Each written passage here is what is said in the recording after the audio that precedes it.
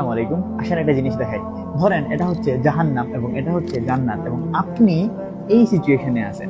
এখন আপনি হয়তো জান্নাতে যাওয়ার জন্য সওয়াবের কাজ শুরু করছেন, সওয়াবের কাজ করতেছেন করতেছেন করতেছেন, হঠাৎ করে আপনি গুনাহের কাজ করলেন, গুনাহের কাজ করলেন, গুনাহের কাজ করলেন, তারপরে আবার তাওবা করলেন, তাওবা করে আপনি আবার সওয়াবের কাজ শুরু করলেন, শুরু করলেন, শুরু করলেন, আবার আপনি গুনাহের কাজ করলেন, করলেন, করলেন, আবার আপনি তাওবা করে সওয়াবের কাজ করা শুরু করলেন। এখন ধরেন এই সিচুয়েশনে আসার পরে আপনি মারা গেলেন, আপনার কি হবে? দেখেন, আপাত দৃষ্টিতে মনে হইতেছে না আপনি জাহান্নামের অনেক নিকটে আছেন, কিন্তু এখানে কার নিকটে আছেন এটা বিষয় না। বিষয় হচ্ছে আপনার ডিরেকশনটা কোন দিকে, আপনি কোন দিকে যাইতেছেন। আপনার ডিরেকশনটা কি জান্নাতের দিকে নাকি জাহান্নামের দিকে? এই জিনিসটা ম্যাটার করে যে আপনি শেষ পর্যন্ত আপনার ডিরেকশনটা কোন দিকে। আপনি কি জান্নাতের দিকে যাওয়ার জন্য প্রস্তুতি নিচ্ছেন নাকি জাহান্নামের দিকে যাওয়ার জন্য প্রস্তুতি নিচ্ছেন?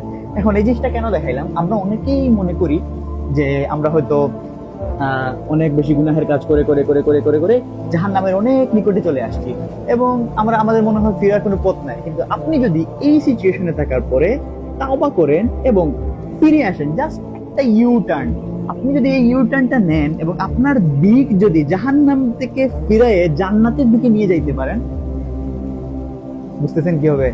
তাইলে কখনোই এইটা ভাবা যাবে না আপনি কোনটার নিকটবর্তী আছেন।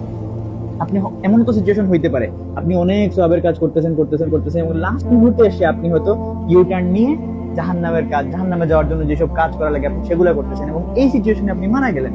কি হবে তখন? আপনার ডিরেকশনটা কোন দিকে? জাহান্নামের দিকে।